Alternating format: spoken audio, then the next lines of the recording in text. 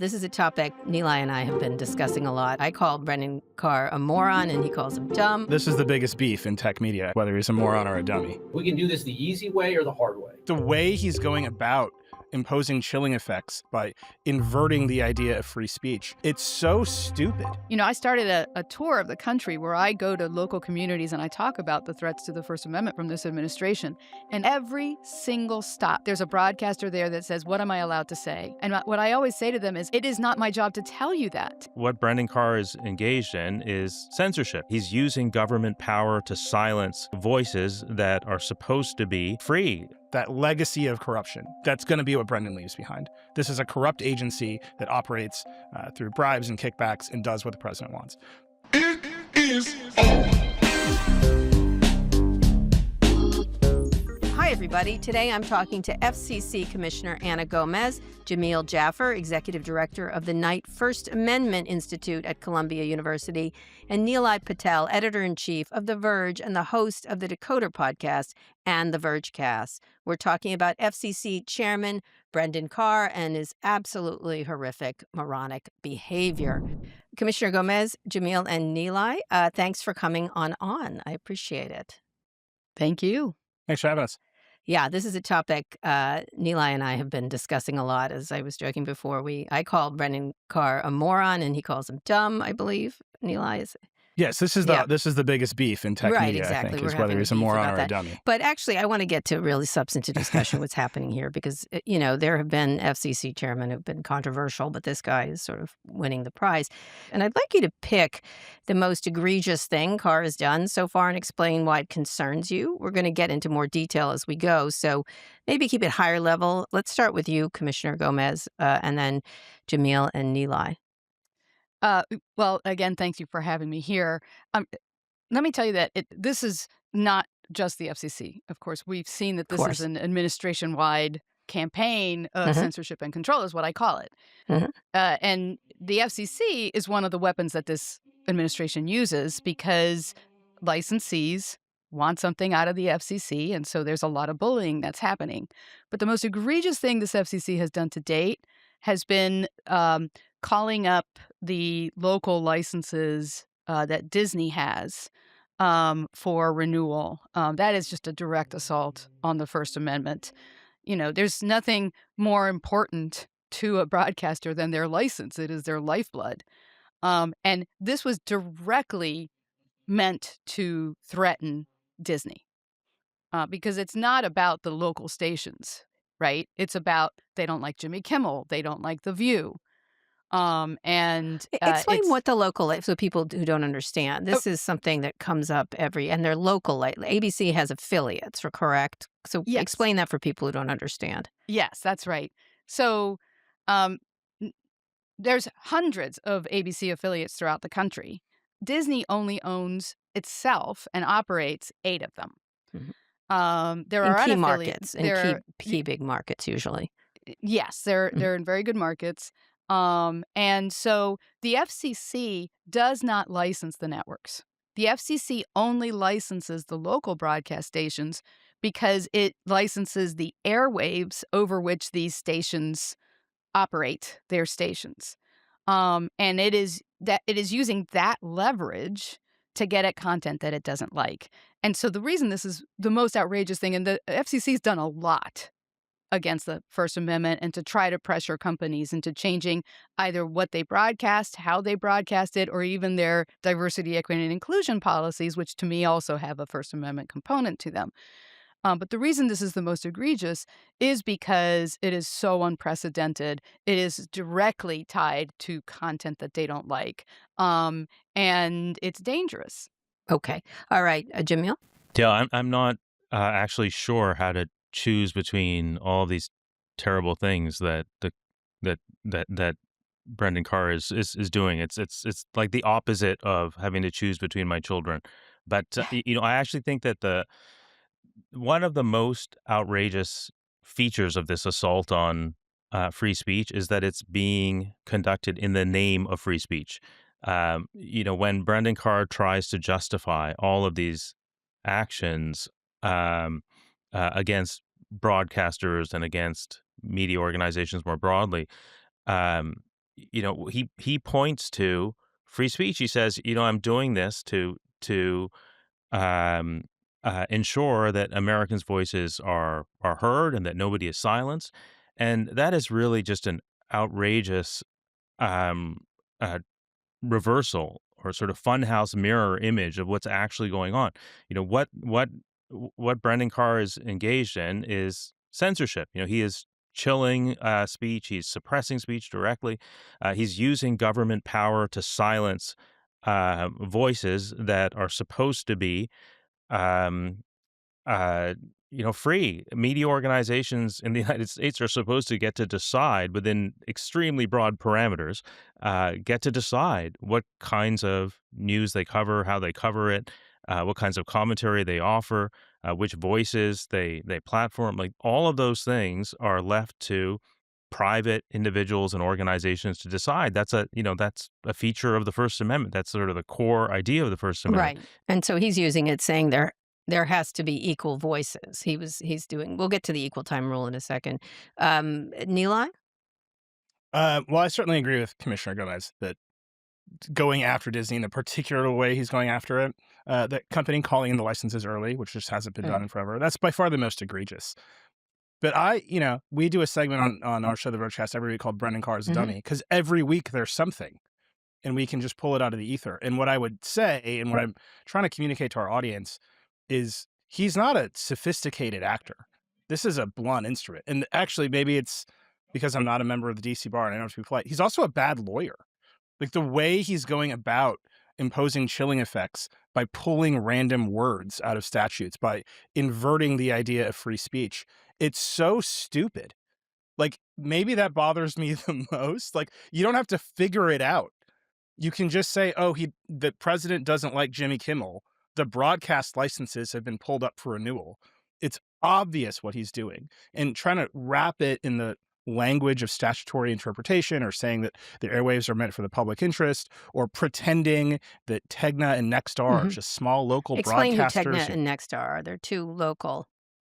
Tegna and Nexstar are the owners of most of the ones, local TV stations in the United States. And now they're merging. And in fact, they pushed their merger ahead, assuming they would get regulatory approval, that they had begun merging even before they were told to stop by the courts, because they haven't actually gotten all the approvals. That is the level of quid pro quo we see in the Trump administration. So you just see Brendan is using the language that's meant to protect speech. He's using the language that, from a statutory perspective, is meant to slow down regulatory processes and make sure they're rigorous and correct. And instead, like a dummy, he's just pulling words and saying, I can use these words and I can redefine them in order to attack speech the president doesn't like. And I don't think it matters what your political persuasion is.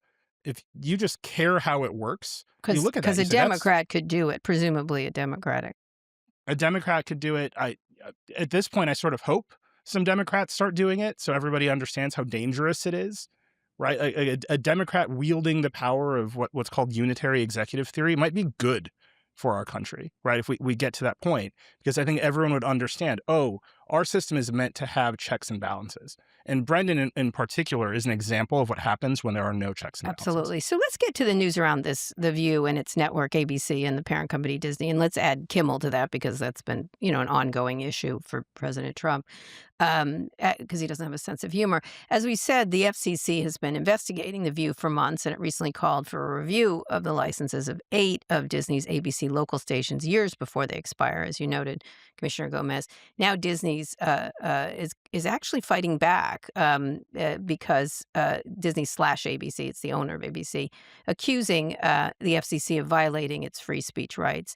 Last week, Commissioner Gomez, you sent a letter to Disney CEO Josh D'Amaro. He's the new CEO, stating that ABC was a victim of, quote, a sustained, coordinated campaign of censorship and control by the Trump administration. Talk about why you sent the letter and what's the significance of the network's pushback, because they had been relatively quiet under Bob Iger and had made some payoffs previously related to George Stephanopoulos. That was a different thing. But talk a little bit about why you sent the letter. Yes. So I have been calling out this administration for its First Amendment violations for quite some time now. But with this letter, I've taken the fight directly to these companies, and I'm sending a message directly to them saying, grow a spine.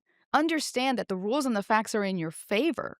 And I'm very happy to see that Disney appears to have grown a spine and is in fact pushing back because it does have the facts, the public, and the First Amendment behind it.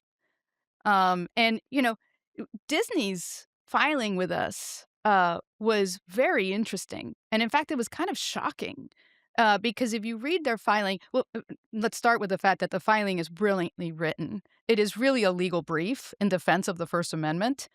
And it told us some shocking things that Disney claims in its response to the FCC's investigation into The View.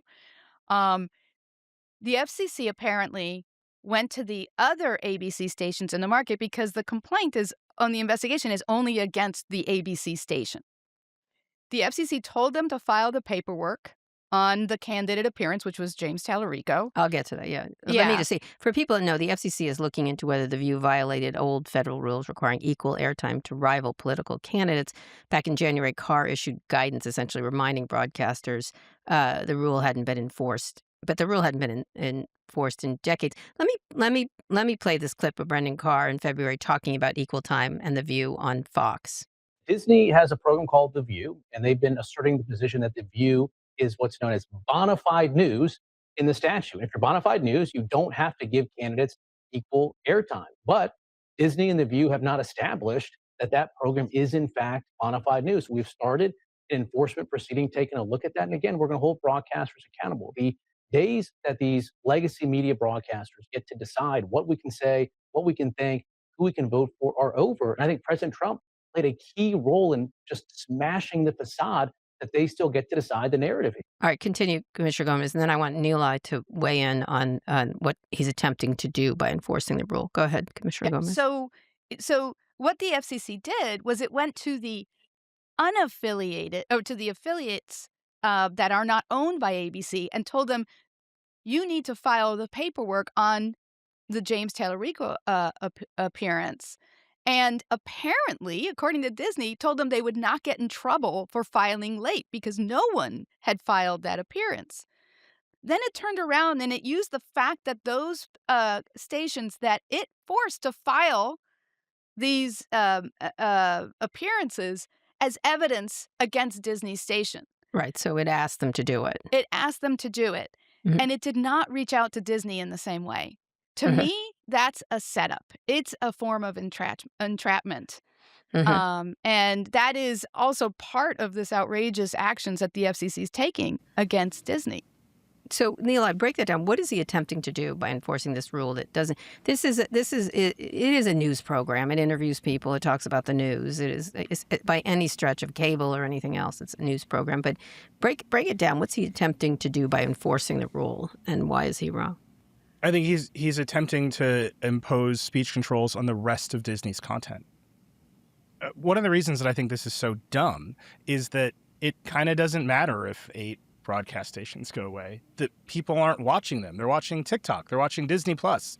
You're using the statutory power Brendan is using the statutory power he has over broadcast stations, which are important and matter to quite a few people, but they're not important to everyone. So he's using the power he has over the broadcast stations to pressure Disney into adjusting the content that it distributes over channels where the FCC has no authority, like Disney Plus, like YouTube, like the internet. And you can see the connection very clearly. This all started with NBC back during the election when Kamala Harris was on Saturday Night Live. Saturday Night Live is maybe the only program in America that actually understands the equal time rule, because they do have political figures on that show all the time. They have for years, and there's no chance they're going to get the news exception, right? They can't even pretend. So they file the paperwork, and Kamala Harris showed up on Saturday Night Live. The right wing went crazy. Brendan started fulminating about it, but of course NBC had filed the paperwork. And I think he's been looking for an excuse to do this ever since, so that the rest of the content, which he cannot regulate, somehow comes under his control. He will threaten your business, which is that even particular in decline, part of the business, which, right? Honestly, most young Americans do not care about, so that he can affect the business that maybe is in growth. that young Americans in do growth, care which about. is streaming. Okay. So Carr regularly invokes the FCC's news distortion policy and often brings it up as the agency's public interest standard. Here's he speaking with right-wing podcaster Benny Johnson last September following Jimmy Kimmel's temporary suspension from ABC. They have a license granted by us at the FCC, and that comes with it an obligation to operate in the public interest. We can get into some ways that we've been trying to reinvigorate the public interest and some changes that we've seen. But frankly, when you see stuff like this, I mean, look, we can do this the easy way or the hard way. These companies can find ways to change conduct and take action, frankly, on Kimmel, or there's going to be additional work for the FCC ahead. Okay, hard way or easy way, because he's such a scary figure. In March, in a March post on X, Carr also threatened to deny or revoke broadcast licenses from broadcasts that are, quote, running hoaxes and news distortions known as the fake news, end quote. This is a response to critical coverage of the Iran war that Trump disliked. Jameel, from a legal perspective, what is exactly news distortion? How does Carr attempting to use it as policy chill free speech? Because it's obvious it's kind of a cloddish attempt with cloddish language, but it's pretty clear what he's trying to do. Yeah, I mean, so news distortion is supposed to be this very, narrow rule that uh, prohibits deliberate and material distortion of the news by a media organization's senior leadership. Hmm. But this is a power that has not been used in generations. Okay, so so it's distortion, meaning you're putting out what is actually fake news, correct? Yeah, I mean, I think that, one thing that's really important for people to understand is that, the Supreme Court has sometimes said that the government has broader authority to regulate broadcasters because broadcasters are relying on government issued monopolies over spectrum.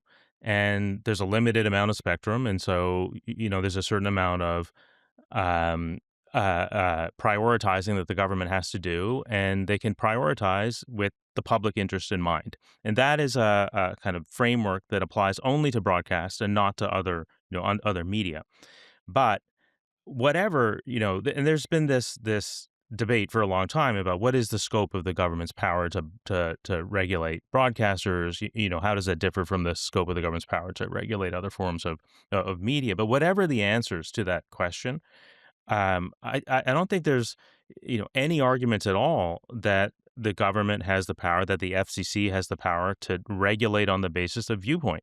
The Supreme Court has never suggested that. And to the contrary, even in cases like there's a case called Red Lion from the 1970s, which upheld what was called the fairness doctrine. Even in that case, which is sort of the broadest articulation of the government's power to regulate broadcast, even in that case, the court emphasized that the government doesn't have the authority to restrict speech on the basis of viewpoint. But that is precisely what Brendan Carr is engaged in on a almost daily basis. Hmm.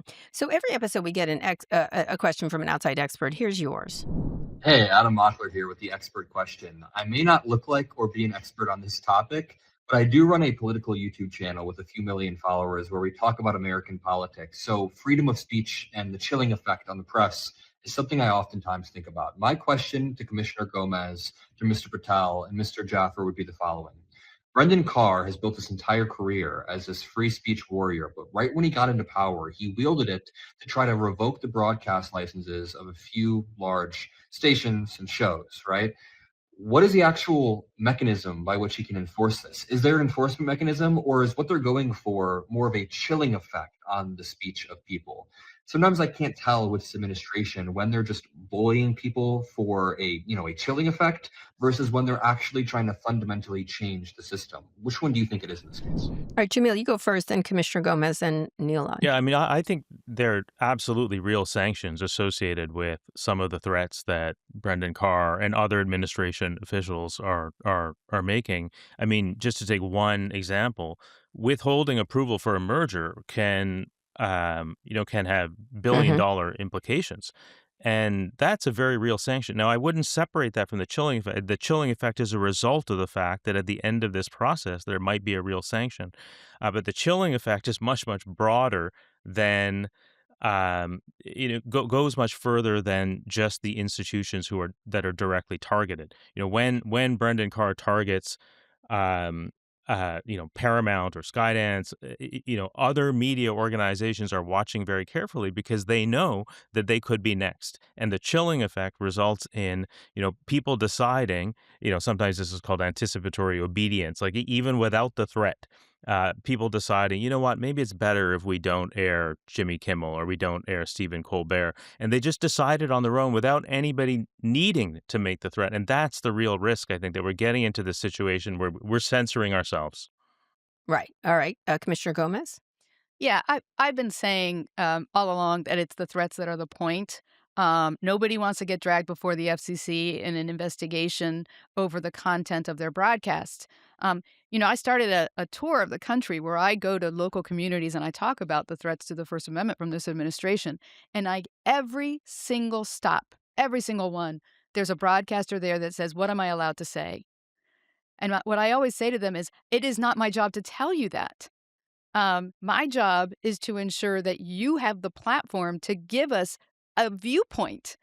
And we want diverse viewpoints. But this administration is pushing toward, in a lot of ways, including through these mergers, having one viewpoint that the public sees and hears. And that in of itself is a First Amendment violation. It's a First Amendment violation of viewers and listeners not being able to see and hear the content of their choice.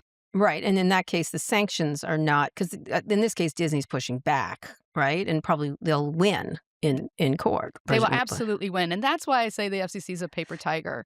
Because if challenged, if this goes to court, the FCC will lose. Because the First Amendment prohibits us from censoring content. And the Communications Act, which is our authorizing vehicle, which I realize is kind of boring and wonky, specifically has a section that says you can't censor. And so they'll lose, but it'll take time for Disney to do so. And sometimes it's not a thing. Nilay? Brendan Carr is not using magic word like statutory interpretation to regulate broadcast because he really cares about broadcast. He's using this like bad lawyering dummy approach to law to threaten Google, to threaten Verizon, right? These are the actual distribution points of the content people actually watch. And Google is a defense contractor. Right. There's a lot of ways a unified Trump administration can threaten Google into changing the YouTube algorithm. And this stuff, which seems removed from most Americans, which is about television most people aren't watching, which is about radio stations most people aren't listening to, it is just a test balloon for, hey, how can we pressure Verizon or AT&T into throttling content we don't like on their networks, into picking networks we do like, into making sure video on X loads more crisply and clearly than video on TikTok or whatever, which is, if you will recall, 100 years ago, people were warriors for net neutrality because that was the biggest threat to free speech on the internet, that the carriers would pick and choose. So here we are, you have an FCC threatening media distribution platforms, broadcast television and radio stations with the power they have, in a capricious way that may not survive legal challenge, but will certainly cost a lot of money. And the best choice might just to cave. And Kara, you know this better than anyone. Our tech titans do not have spines. If they have to pick between lucrative defense contracts and throttling content on their platforms, absolutely. what do you think they're going to pick?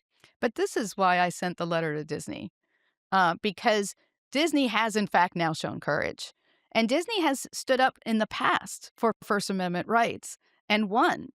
And I think that they need to get credit for that. And we need to encourage that kind of behavior because it is only through pushing back that we're going to make sure that this doesn't actually get any more legs. Kara, what do you think of the new guy? Yeah, well, Josh. I don't know him. I don't know. But I was pretty pleased that he did this. Like, I think he's, about had it. I think they all see the end, I suppose. And so what's the difference?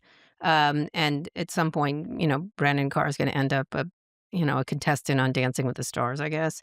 And that'll be that. But I think it was a good first move. It was an indicator. That said, as you said, there's what they're really going for is something else. I do think, Commissioner Gomez, you're correct that they're a paper tiger, but they can still cause problems elsewhere, right? It's a message, even if they have no real power. But they do, and it's a messaging situation. So let's talk about this guy, about Brendan Carr's path to the FCC chairman and how the agency is changing. Carr began his career as a D.C. attorney at a firm representing telecom clients, including AT&T and Verizon. In 2012, he joined the FCC as a staff attorney.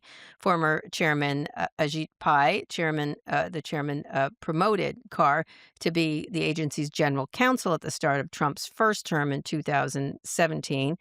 And then when he became that, he was quite thirsty to get on my podcast, I recall, and I didn't usually do individuals, especially, I just didn't have them on very much. But compare the FCC of Trump's first term to the current one, and how did Carr evolve into what former FCC Chairman Tom Wheeler has described as an activist chairman? Because I recall he was somewhat of an irritant, but not really. He was sort of I don't know, a regular Republican, I suppose. Part of what's happened is that the second Trump administration is very different from the first Trump administration. It's not just Right. about Brendan Carr, right? Now we have this sort of all government assault on free speech, again, in the name of free speech. And, we at the Knight Institute, we have this case where we're representing technology researchers who have been threatened with deportation because they are criticizing the major social media platforms' content moderation policies. And it's this crazy, crazy policy that the Trump administration has put in place, again, in the name of free speech. They want to deport these tech researchers for what they're saying in their research. But I think that's kind of that reflects the sort of larger philosophy that the Trump administration is trying to put in place across the board. It's not just the FCC. There's this there's this sense, I think, among MAGA types, or let me just say the Trump administration, at least, there's a sense that, we are being silenced. Our people are being silenced. And when they say silenced, what they really mean is, other people are criticizing us. Other people are disagreeing with us. And they are trying to shut all of that speech down. And that's what you see with the FCC and the broadcasters, but you also see it with the Trump administration and legacy news media, the Associated Press being expelled from the White House press pool, or Calling all of them the traitors. newspapers. Also, the Federal Trade Commission. Yeah, go ahead. Yeah, the Federal Trade Commission's gone after content moderation and the advertising companies that refuse to put their clients' ads in certain Places they don't platforms. want to. Right. Before Nilay answers, can you explain how the commission works so people understand? Like, he came to the chairmanship, and some chairmen try to get some sort of comedy between all of you, and others don't. But explain how it works. You're this single Democrat, is that correct? That's correct. Yes. Normally there's 5 commissioners, and there can't be more than 3 of the same party. So there would be 2 minority commissioners.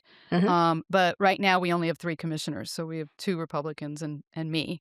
On a day-to-day basis, we actually. And why is that? Why are there not other? Why are there a full 5? Well, one Republican and one Democrat resigned last year, and there has been no other. The way that it works is, of course, the president nominates the commissioners and the Senate confirms them.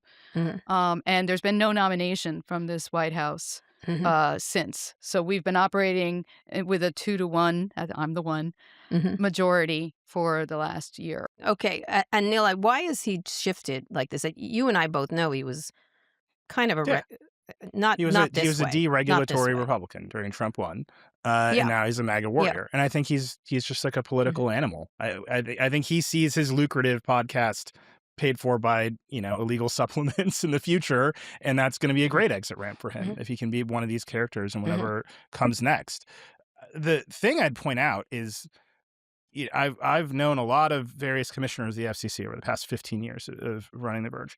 And they're mostly, sorry, Commissioner Gomez, pretty technocratic, right? Like, we're doing spectrum policy. We want to make sure Americans have cheaper, faster broadband, especially in rural places. And that's what they all talk about. And you have them on your podcast and no one listens because it's pretty boring, which is why I think you didn't have Brendan on your podcast in the past. The shift here into content regulation, into saying we're going to go after the platforms who do content moderation in ways we don't like, and we're going to go after broadcasters for speech they don't like, is all encompassing. in the Trump administration. It is direct from Project 2025. Brendan Carr wrote the FCC chapter in Project 2025. Project 2025, taken as a whole, I don't know if anyone wants to rewind their brain, was not a coherent document.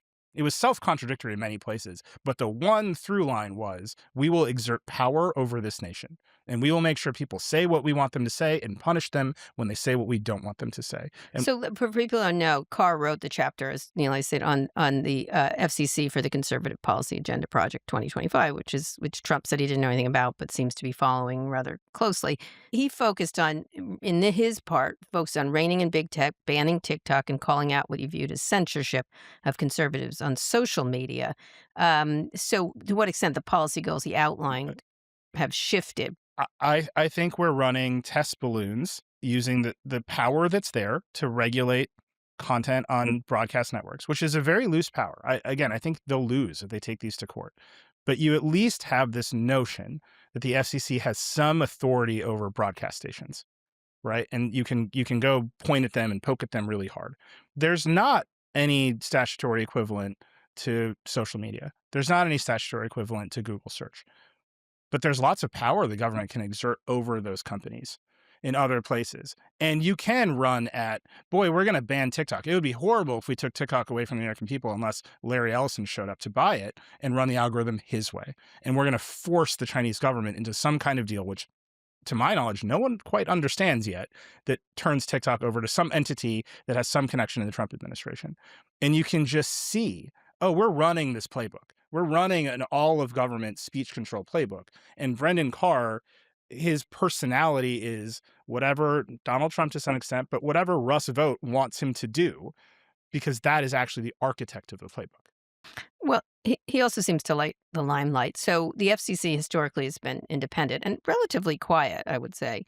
Obviously, Carr's behavior, including wearing a gold lapel pin depicting Trump's silhouette, once last year, called that into question. The agency's independence also came up last December when Carr was questioned by New Mexico Democratic Senator Ben Ray Lujan during the Senate Oversight Committee hearing. Let's hear an excerpt of that. Chairman Carr, yes or no, and please, yes or no, is the FCC an independent agency? Senator, thanks for that question. I think that, yes or no is all we need, sir. Yes or no, is it independent? well, there's a test for this in the law, in the key portion of that Yes, test. yes or no, Brendan? The key portion of that test Okay, is... I'm going to go to Commissioner Trusty. So just so you know, Brendan, on your website, it just simply says, man, the FCC is independent. This isn't a trick question. Okay, the FCC is yes not. or no? Is not. Okay. Is not. So an is your website independent- wrong? Is your website lying? Possibly. The FCC is not an independent agency. Okay, can I read this to because- you? The FCC's mission on the homepage of the FCC, man, an independent U.S. government agency overseen by Congress. Is that factual or is that a lie? The FCC is not formally an independent Is agency. this true or is this a lie? I'm happy to answer your question.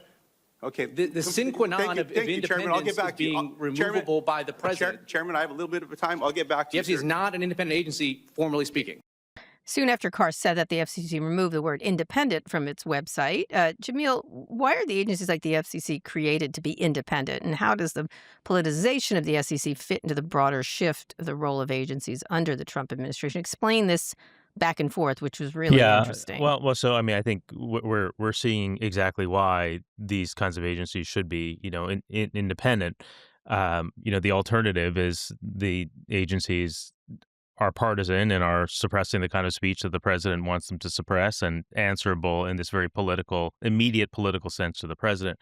But the Supreme Court is very quickly making it clear that they don't believe in independent agencies. They believe in a unitary executive in which the president is essentially the decider for any any agency in the executive branch, and that the leaders of those agencies are removable at the whim of the president. That's the Supreme Court's current view, and I think that you can trace some of what's going on now in the FCC to that that particular vision. But one thing that I think is really important, and we focus a little bit, I think, justifiably on Disney's decision to push back.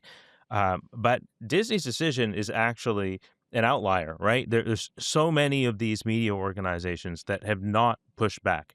And you can blame a lot of this on Brendan Carr and on the Trump administration, and you should blame a lot of it on Brendan Carr and the Trump administration. But the other side of it is media organizations have First Amendment rights that, to a large extent, they are failing to assert. And Disney is an exception. I would say the Associated Press is another exception, but those exceptions are few and far between. I think it's important to remember why we're an independent agency. Go ahead. When Congress was looking at creating what was our predecessor, the Federal Radio Commission, it thought about putting it in the executive branch in the Commerce Department. And it was actually the Commerce Secretary at the time who said that that was not a good idea, that it was dangerous to have the most powerful regulator of the broadcast medium, which at the time was radio, subject to the whims of one person.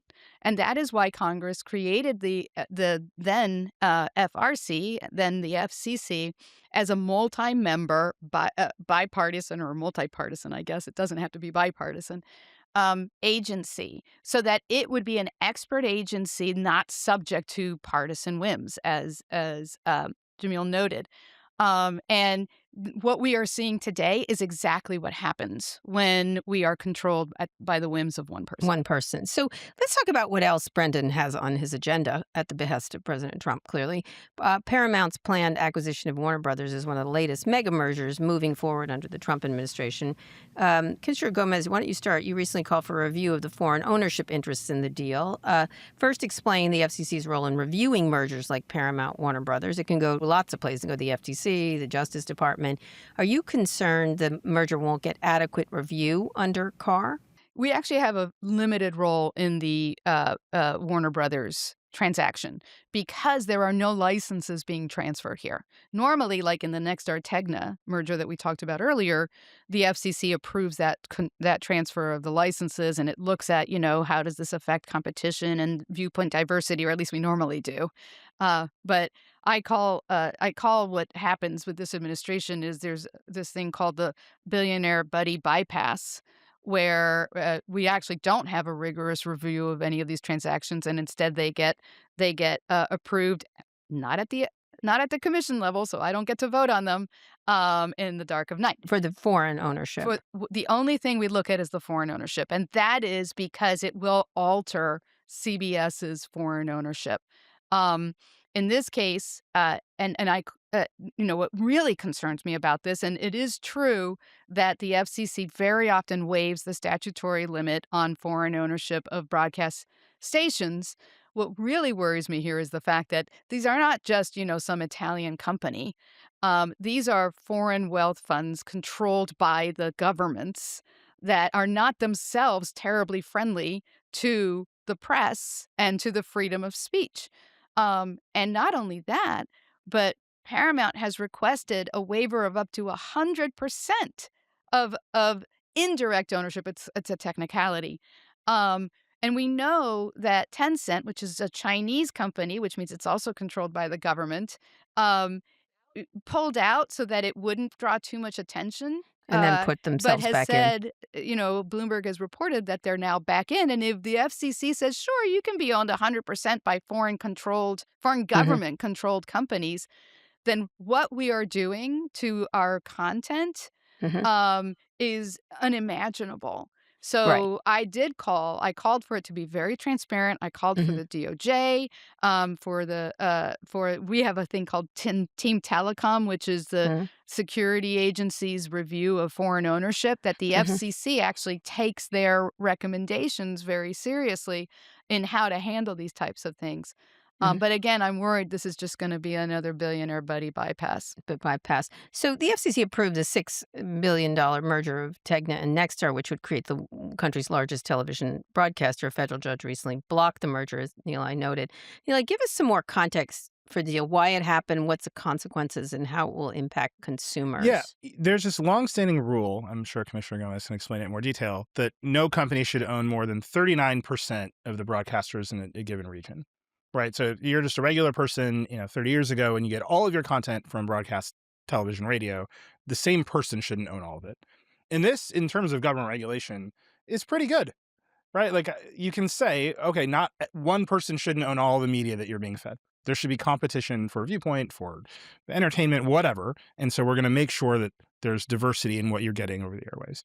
This is a pretty good rule. The argument here is that what doesn't matter because Mark Zuckerberg owns everything that you watch anyway, and you should allow these companies to get even bigger so they can compete. This is Brendan's argument.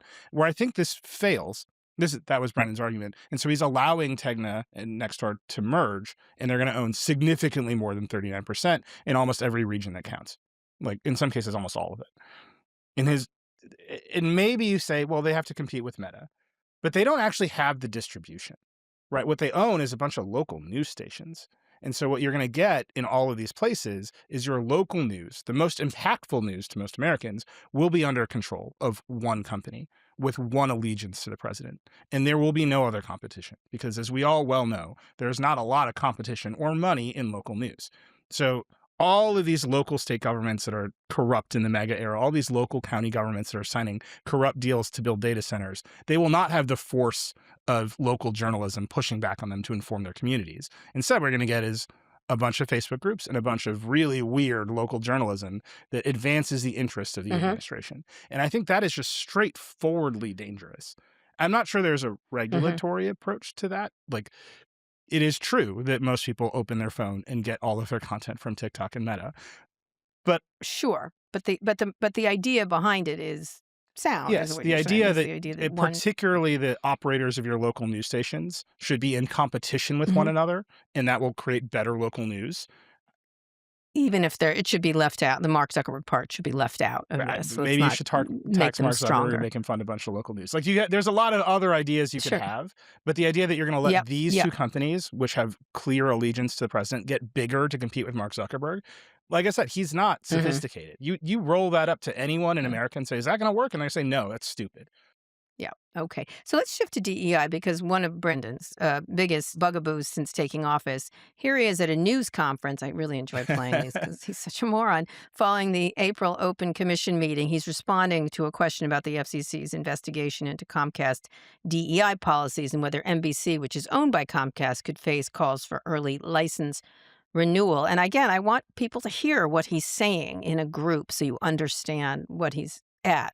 We've been very consistent across the board about what we view as invidious forms of DEI discrimination. As deals have come before the FCC, we have required people to look at their policies and make sure they don't have what we think is invidious forms of DEI. Look, in ways, DEI is a tough concept because some people look at DEI and they view it as sort of just traditional non-discrimination.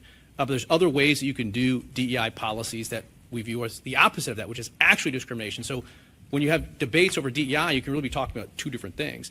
When we talk about DEI, we talk about using protected characteristics, race and gender, to discriminate against people based on that. And so this idea that we care about invidious forms of DEI discrimination isn't new, isn't limited even to the broadcast segment. We've done it with Verizon's made commitments, Charter's made commitments, other broadcasters do it. We're doing it across the board. Could DEI be interpreted as actual discrimination? And are the FCC probes into companies' DEI policies within the agency's remit? This doesn't seem to be his job. It's a Trump administration thing for sure, but it's not. Yeah, I mean, it's his definitely job. a Trump administration thing. And I think this is extremely cynical and dishonest. Nobody who has spent any time paying attention to this can possibly think that this is a good faith effort to enforce the civil rights laws. What's really going on is that the administration here and in many other contexts is weaponizing the civil rights laws to achieve the kinds of censorship that we've been, talking about. That's what's going on with universities around the country. It's what's going on with the law firms too. The Trump administration imposed these sanctions on law firms that represented people whom Trump sees as political enemies. And in order to impose those sanctions, they weaponized the civil rights laws. And the same thing with the universities. They're saying, that it's because of the university's violation of civil rights laws that we're canceling hundreds of millions of dollars in grants. But really, it's just a lever. It's a lever to get these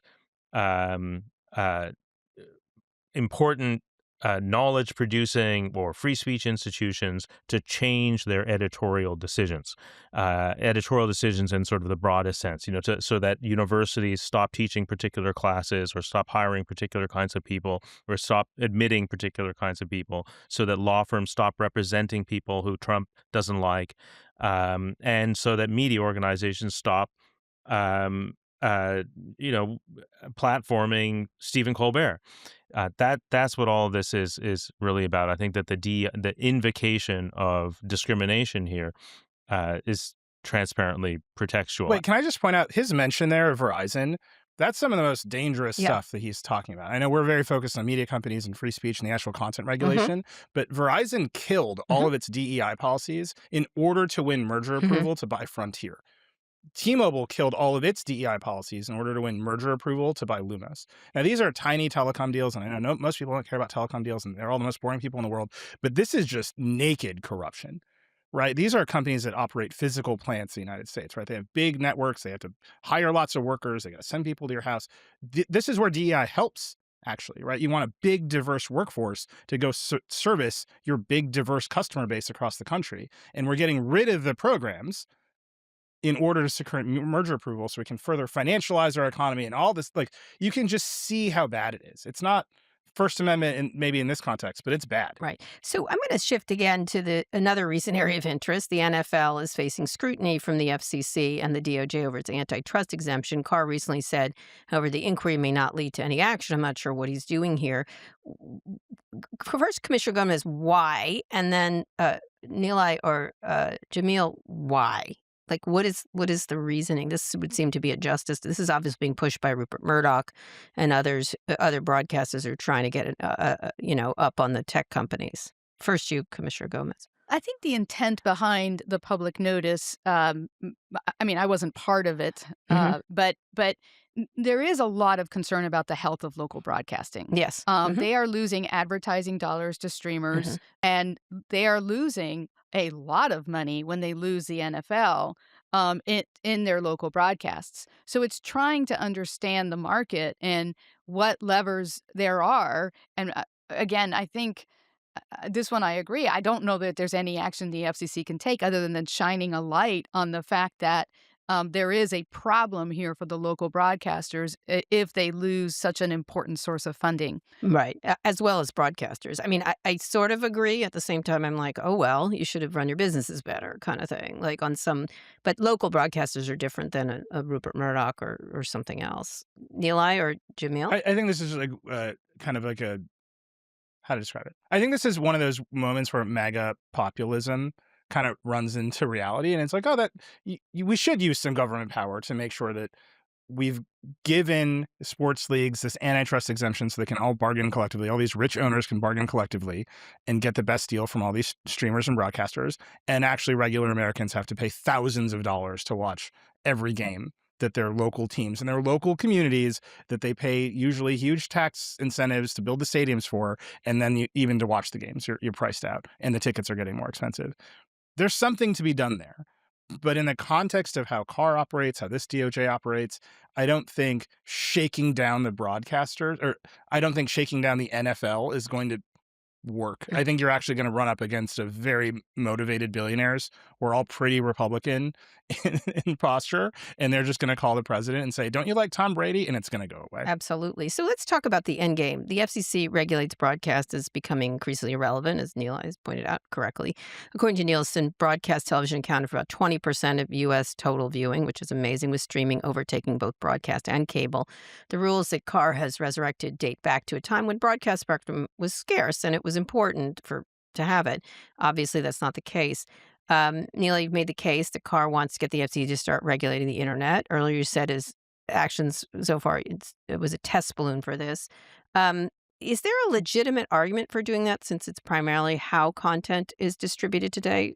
I'm smiling because the last time Jameel and I talked was 5 years ago on the Decoder podcast, and our debate was whether the tech platforms shield themselves in the First Amendment to avoid all regulation, and whether that had gone too far.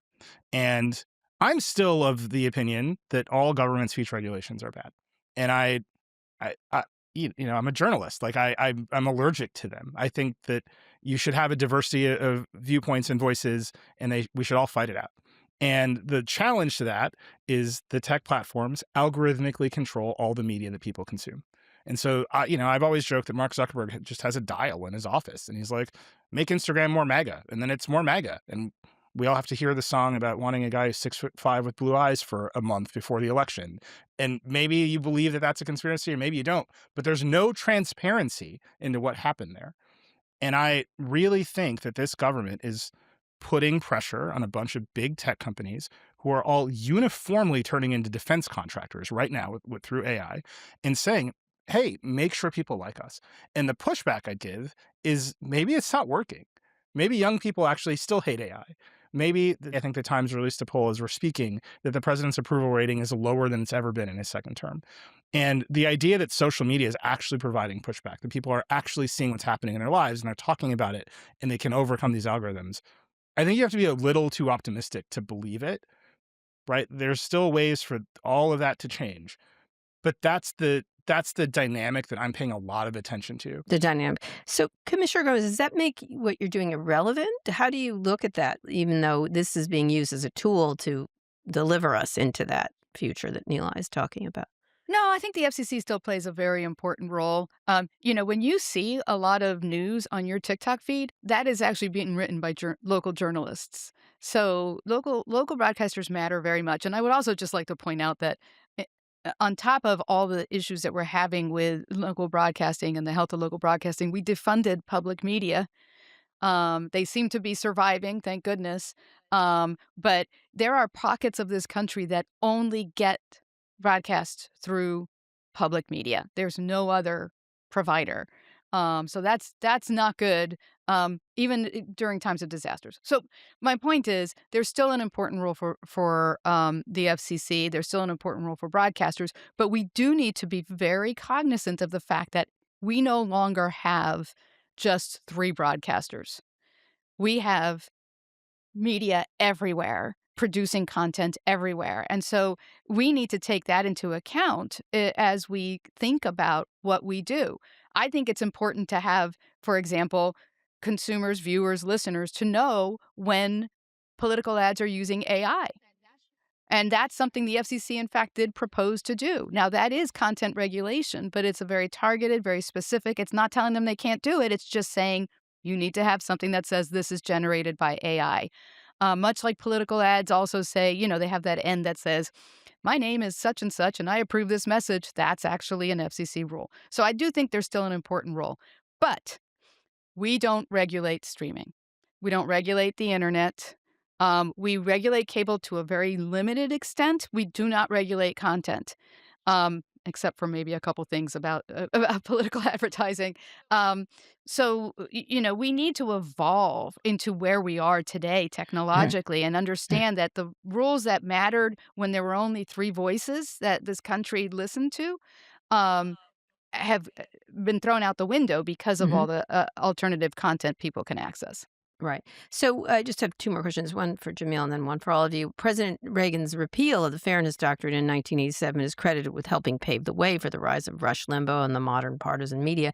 Now Carr is invoking news distortion, as we noted, a relic of the Fairness Doctrine era, as a regulatory tool to police broadcasters' speech. Looking ahead to the midterm elections, Jameel, how could the FCC's policies impact political coverage that the commissioner was just talking about?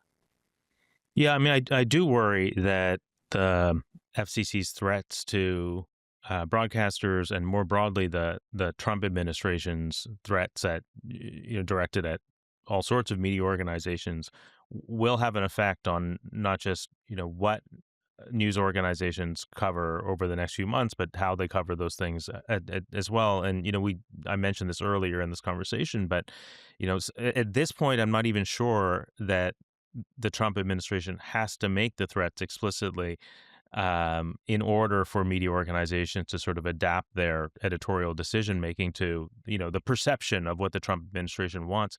And I think that's a very dangerous situation. But Kara, can I just I don't want to reopen this debate I had with Nilay 5 years ago. But Please do.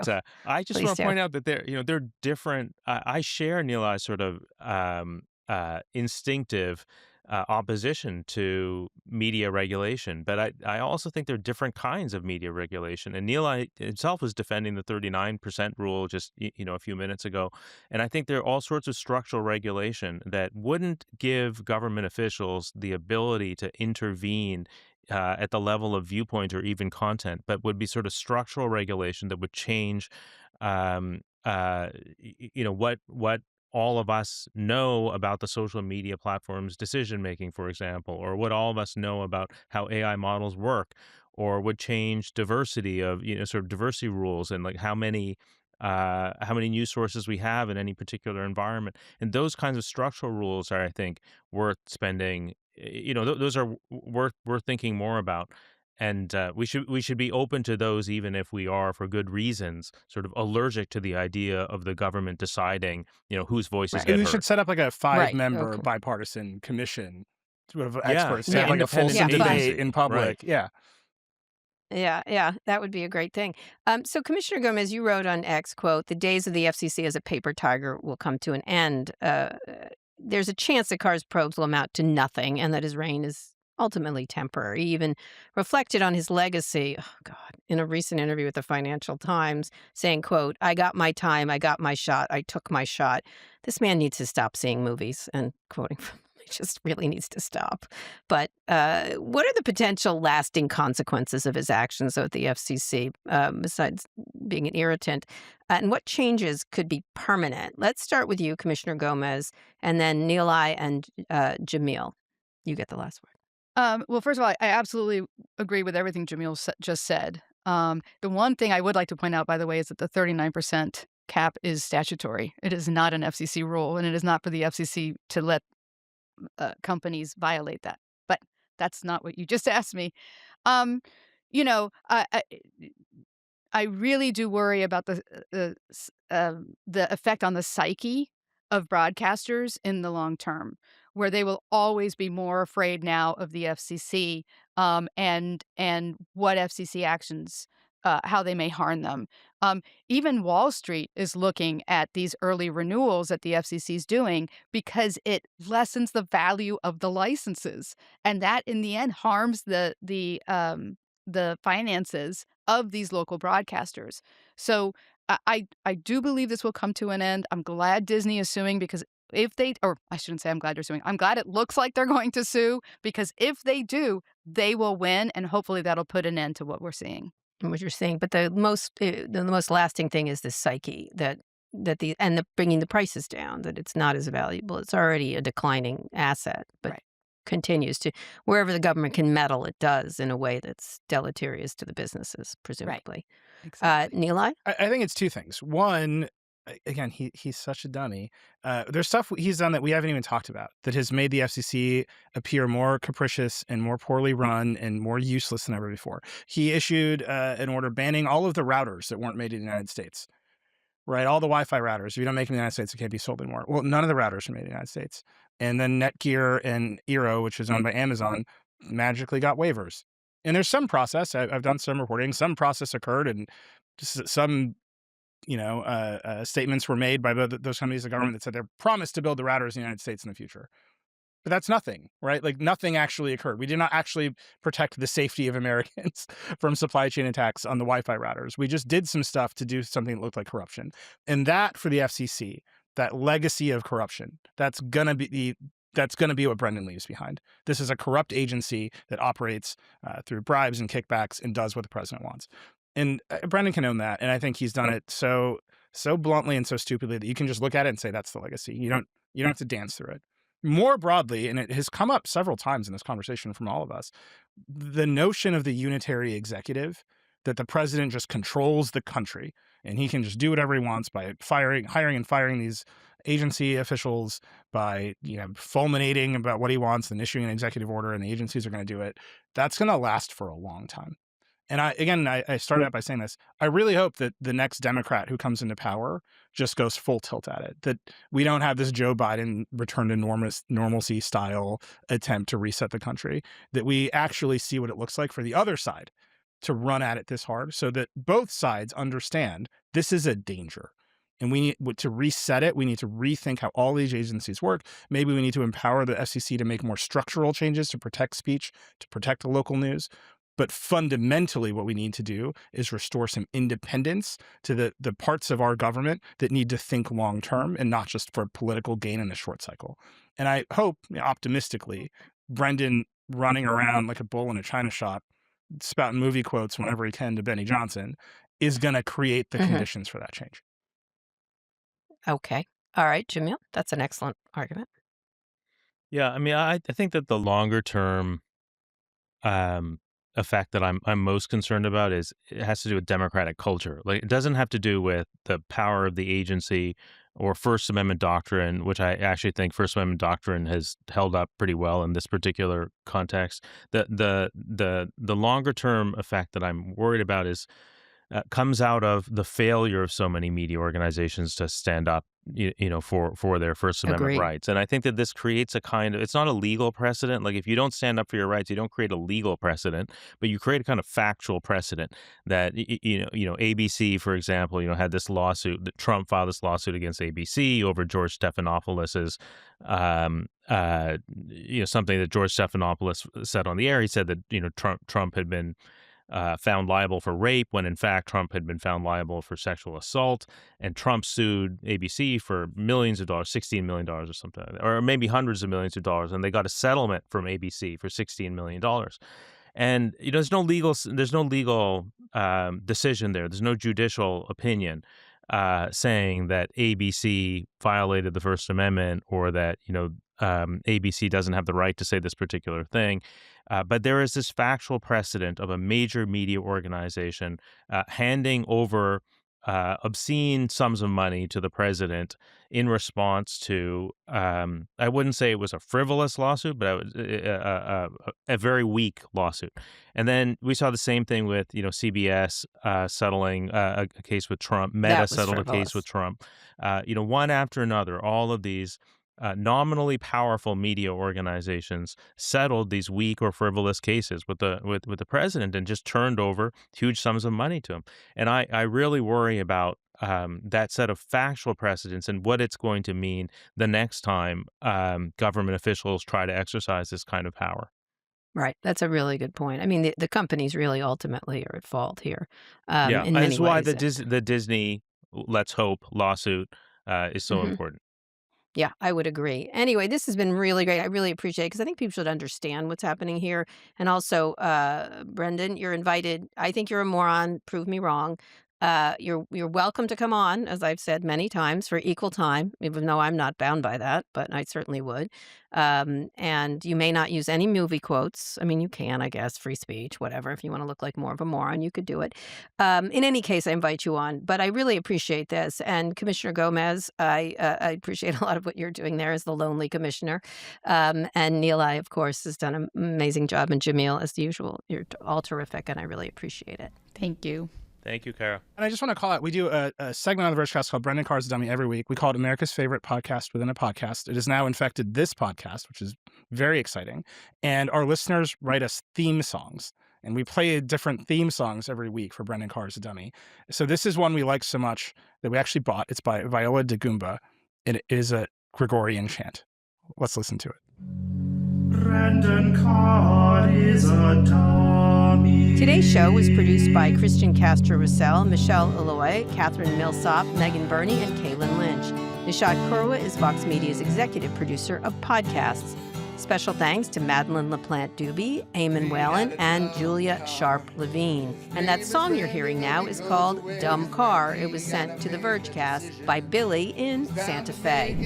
If you're already following the show, you are not a moron like Brendan Carr. If not, you are one. Thank you for watching. See you on Monday.